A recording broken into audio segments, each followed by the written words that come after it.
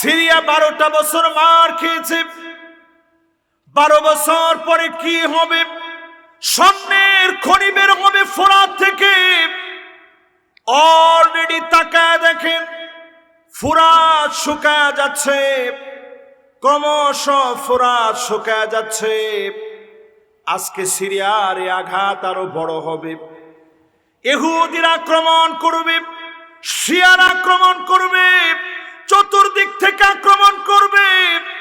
এই আক্রমণ প্রতিহত করার জন্য রজব তাইয়েব এরদোগান তিনি প্রস্তুতি নিচ্ছেন। রাশিয়া মুসলমানদের মধ্যে বিভাজন তৈরি করবে, ফলশ্রুতিতে মুসলমানদেরকে ঐক্যবদ্ধ করে চূড়ান্ত বিজয় যিনি দিবেন তিনি কে? এটাই ইমাম মাহদী আলাইহিস সালাম আসার একটা অন্যতম আলামত। যত বেশি মুসলমান বিশৃঙ্খল পরিস্থিতিতে পড়বে, চতুর্দিক থেকে কণ্ঠাসা হয়ে যাবে, দেওয়ালের ভিতরে যখন পিঠ থেকে যাবে, আর কোথাও নড়তে পারতেছে না, ওই মুহূর্তে আল্লাহর নবী বলেছেন ওয়াহুয়া মিন ইতরাতি, আমার নসল থেকে, আমার বংশ থেকে ইমাম মাহদী আলাইহিস সালামকে আল্লাহ পাঠাবেন। হাসান রাদিয়াল্লাহু তাআলা আনহুর বংশ থেকে আসবে ইমাম মাহদী আলাইহিস সালাম। ফাতেমা রাদিয়াল্লাহু তাআলা আনহার বংশ থেকে আসবে, নাম হবে মুহাম্মদ বিন আবদুল্লাহ। আজ সারা দুনিয়া অপেক্ষা আছে ইমাম মাহদী আলাইহিস সালামকে দিয়ে চূড়ান্ত বিজয় যিনি নিশ্চিত করবেন তিনি কি? আজকে সিরিয়ার দিকে তাকায় দেখে 5টা দশক ধরে 50 বছরের উপরে হয়ে গেছে, দিনের পর দিন জুলুমের শিকার হলেন। এর মধ্যে 12টা বছর ধরে এমন জুলুম হয়েছে, 2011 সনের পর থেকে জীবন্ত মুসলমানদেরকে শরীরের ভিতরে আগুন দিয়েছে, দাড়িগুলা দড়ি দড়ি আগুন দিয়েছে, জীবন্ত মানুষের চামড়া গুলা শরীর থেকে ছাড়িয়ে নিয়েছে, বড় গর্ত খুঁড়ে শত শত মানুষকে কবর দিয়েছে, লক্ষ লক্ষ মানুষকে জেলখানায় রেখেছে। 13 বছরের নারীকে, 13 বছরের কিশোরীকে ধরার পরে দিনের পর দিন জেলখানায় রেখে যৌন নির্যাতন করেছে। যেই 13 বছরের কিশোরী কয়েকটা বাচ্চা হয়ে গেছে। মানুষ ভারসাম্য হারায় ফেলেছে জেলে থাকতে থাকতে। জুলুমের এমন দৃষ্টান্ত সারা দুনিয়ায় কেউ দেখে নাই। সিরিয়ার ভিতরে যেই জুলুম করা হলো, 12 বছর পরে 8 ডিসেম্বর যিনি বিজয় দান করলেন তিনি কে? ওই দিন সকাল পর্যন্ত কেউ জানে না, হঠাৎ করে বিজয় আসছে। 7 তারিখেও কেউ বলতে পারে নাই। হঠাৎ করে এমন বিজয় দিয়ে মুসলমানদেরকে যিনি পুনর্জাগরিত করলেন তিনি কে? 7 ডিসেম্বরও কেউ বুঝে নাই এত বড় একটা বিজয় চলে আসবে। জোরে কোন আল্লাহু আকবার। ইরান যেখানে অস্ত্র দিয়ে সমর্থন করেছে, সমস্ত শক্তি দিয়ে রাশিয়া যেটাকে সমর্থন জুগিয়েছে, সেই বাশার আল আসাদ আজ যখন চলে গেছে, তাকায় দেখেন তার পক্ষে বলার মতো এখন আর কোনো শক্তি নাই। ঠিক কিনা বলে? এই পৃথিবীর ভিতরে 5টা শাসন আসবে। আওয়াজ করে বলেন কয়টা? মাশাআল্লাহ। এই 5 শাসনের কয় নাম্বার শাসন চলতেছে একটু হিসাব করে দেখি।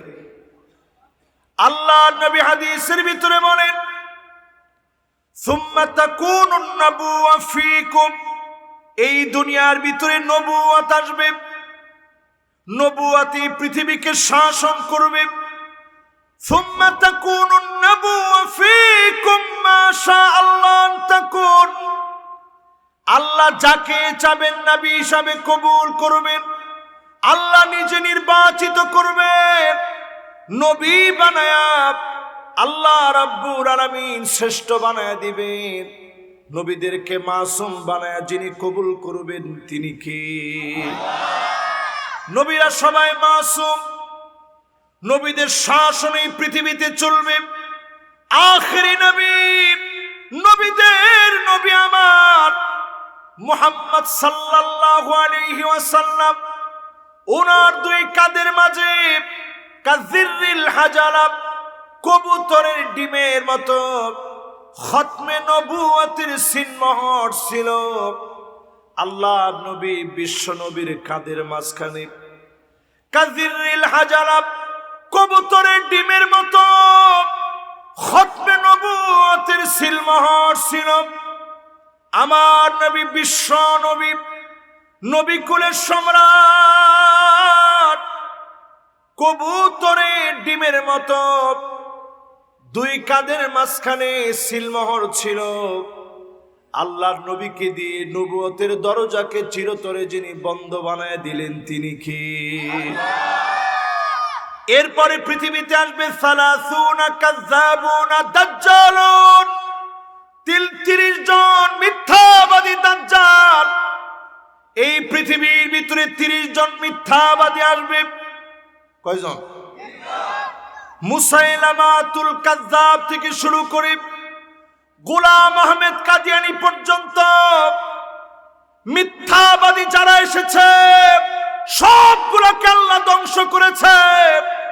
নবুয়ত আর আসবে না। আল্লাহর নবী চলে যাওয়ার মধ্য দিয়ে সুম্মা ইয়ারফাউহা আল্লাহ, আল্লাহ উঠায় নেবেন যখন আল্লাহ চাবেন। প্রথম শাসনকে যিনি শেষ করলেন তিনি কি? কয়টা শাসন আসবে পৃথিবীতে? 5টা শাসন এই পৃথিবীর ভিতরে আসবে। প্রথম শাসন নবুয়ত আছে না শেষ? শেষ। 2 নাম্বার শাসনের নাম সুম্মা তাকুনুল খিলাফা আলা মিনহাজি নবুয়তি, আল্লাহর নবীর দেখানো পথ পন্থা অনুযায়ী খিলাফত আসবে। এই জমিনে আবু বকর, ওমর, উসমান, আলী রাদিয়াল্লাহু আনহুম ওয়া আরদাহুম, ওনাদেরকে দিয়ে খিলাফতকে আল্লাহ প্রতিষ্ঠা করলেন। 32 বছর 6 মাস এই দুনিয়ার ভিতরে খিলাফতকে যিনি প্রতিষ্ঠা করেছিলেন তিনি কে? খিলাফত ছিল এই দুনিয়ার ভিতরে 32 বছর 6 মাস ধরে। সবাই বলেন কয় মাস? খালি 6 মাস? হ্যাঁ, আমি যখন জিজ্ঞেসি কয় মাস, আমরা চিন্তা করছি একটু সহজ উত্তর দিই 6 মাস। এবার কতদিন ছিল খেলাফত? 32 বছর 6 মাসের মধ্য দিয়ে খিলাফতের সোনালী দিনগুলা এক এক করে সব শেষ হয়ে গেল। এরপরে পৃথিবীর ভিতরে আসলো সুম্মা মুলকান আবদান, এই পৃথিবীর ভিতরে রাজার ছেলে রাজা, রাজার ছেলে রাজা। উমাবি শাসক থেকে শুরু করে আব্বাসী শাসক থেকে শুরু করে মামালুকি শাসন, সব মিলায় দেখবেন রাজার ছেলে রাজা এইভাবে শাসন করতে করতে অটোমান সম্রাটরা শত শত বছর শাসন করলো। ইউরোপের শাসন ছিল, ভারত আমাদের হাতে ছিল। সুম্মা ইয়ারফাউহা আল্লাহ, এরপরে শাসনকে যিনি উঠায় নিলেন তিনি কি? এই পৃথিবীতে কয়টা শাসন চলবে?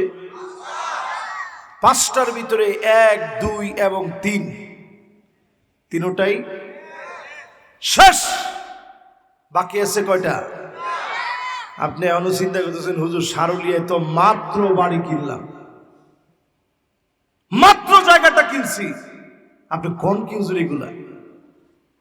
3টা শাসন অলরেডি পৃথিবী থেকে চিরতরে বিদায় হয়েছে। এবার কয় নাম্বার শাসন? 4 নাম্বার শাসন কি হবে? নবী সাল্লাল্লাহু আলাইহি ওয়াসাল্লাম ইরশাদ করেন, সুম্মা তাকুনু মুলকান জাবারিয়াতান ফায়াকুনু মা শাআল্লাহ। এই দুনিয়ার ভিতরে স্বৈরা শাসকের আসবে। স্বৈরা শাসন বুঝবেন কেমনে? যেই শাসক হক বলতে দিবে না, আলেমদেরকে জুলুম করবে, আলেমদের উপরে নির্যাতন চালাবে, ওই শাসক স্বৈরা শাসক, ঠিক কিনা বলে? এই স্বৈরা শাসনের দৃষ্টান্ত দেখেন। 16টা বছর ধরে আলেমদের উপরে যারা নির্যাতন চালিয়েছে, 5ই মে শাপলা চত্বরে যারা নির্যাতন চালিয়েছে, বাংলাদেশ থেকে আল্লাহ বুঝায় দিলেন পূর্ব দিকের এই দেশ আগামী দিনে ইসলাম বিজয়ের রোল মডেল এই দেশ থেকে শুরু হবে। আল্লাহ বুঝায় দিলেন বাংলাদেশ বিজয় বিপ্লবের জন্য তৈরি হচ্ছে, ঠিক কিনা বলে?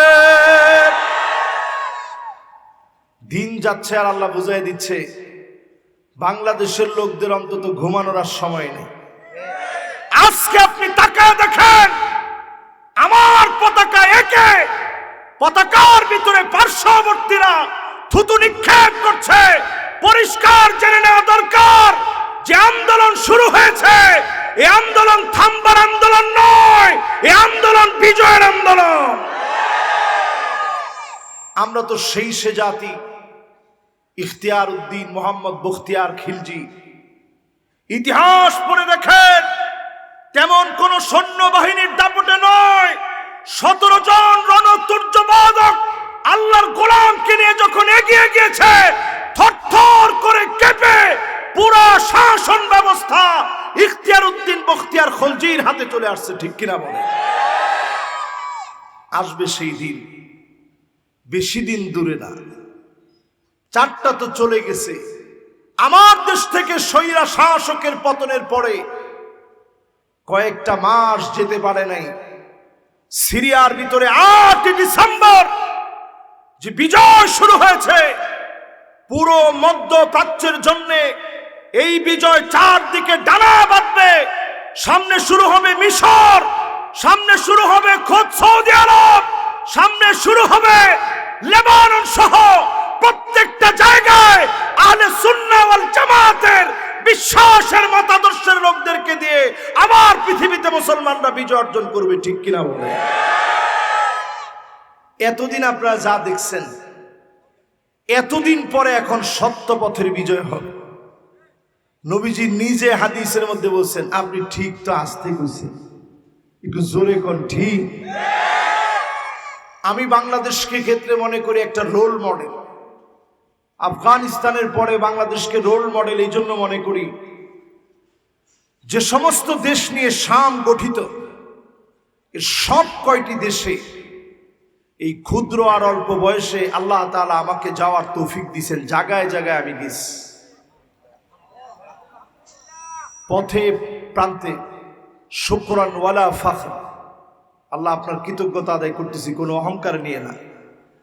এই জায়গাগুলো গিয়ে আমার কাছে যেটা মনে হয়েছে,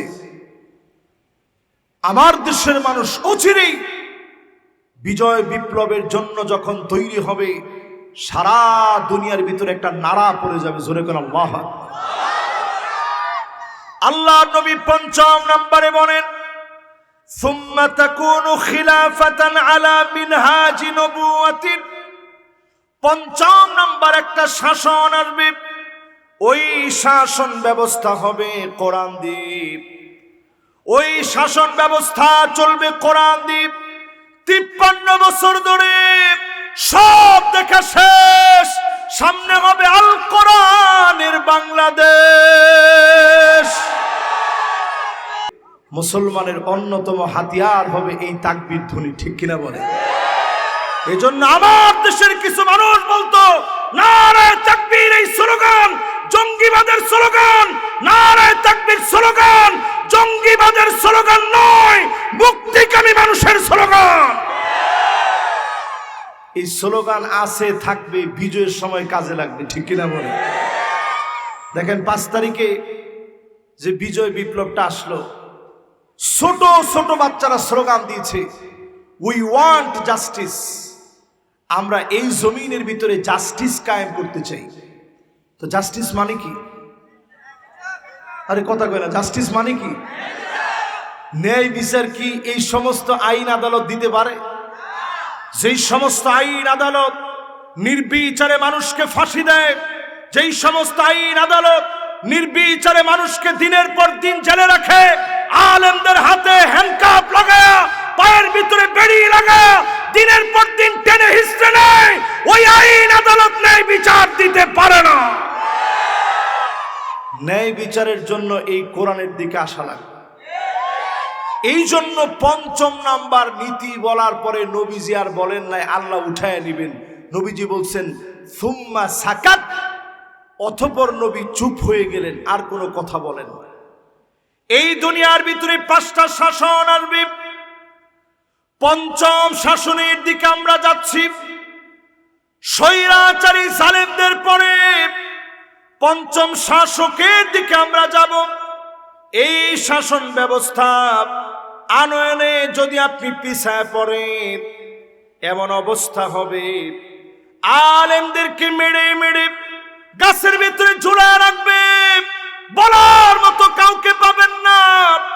যদি আজকে আপনি সজাগ হন, সিরিয়া যেইভাবে জেগেছে, মধ্যপ্রাচ্য জেগে উঠবে। অচিরেই যিনি মুসলমানদেরকে বিজয়ী বানায় দিবেন তিনি কে? সিরিয়া 12টা বছর মার খেয়েছে, 12 বছর পরে কি হবে? স্বর্ণের খনি বের হবে ফোরাত থেকে। অলরেডি তাকায় দেখেন, ফোরাত শুকায় যাচ্ছে, ক্রমশ ফোরাত শুকায় যাচ্ছে। আজকে সিরিয়ার এই আঘাত আরো বড় হবে। ইহুদিরা আক্রমণ করবে, শিয়ারা আক্রমণ করবে, চতুর্দিক থেকে আক্রমণ করবে। এই আক্রমণ প্রতিহত করার জন্য রজব তাইয়েব এরদোগান তিনি প্রস্তুতি নিচ্ছেন। রাশিয়া মুসলমানদের মধ্যে বিভাজন তৈরি করবে, ফলশ্রুতিতে মুসলমানদেরকে ঐক্যবদ্ধ করে চূড়ান্ত বিজয় যিনি দিবেন তিনি কে? এটাই ইমাম মাহদী আলাইহিস সালাম আসার একটা অন্যতম আলামত। যত বেশি মুসলমান বিশৃঙ্খল পরিস্থিতিতে পড়বে, চতুর্দিক থেকে কণ্ঠাসা হয়ে যাবে, দেওয়ালের ভিতরে যখন পিঠ থেকে যাবে, আর কোথাও নড়তে পারতেছে না, ওই মুহূর্তে আল্লাহর নবী বলেছেন ওয়াহুয়া মিন ইতরাতি, আমার নসল থেকে, আমার বংশ থেকে ইমাম মাহদী আলাইহিস সালামকে আল্লাহ পাঠাবেন। হাসান রাদিয়াল্লাহু তাআলা আনহুর বংশ থেকে আসবে ইমাম মাহদী আলাইহিস সালাম। ফাতেমা রাদিয়াল্লাহু তাআলা আনহার বংশ থেকে আসবে, নাম হবে মুহাম্মদ বিন আবদুল্লাহ।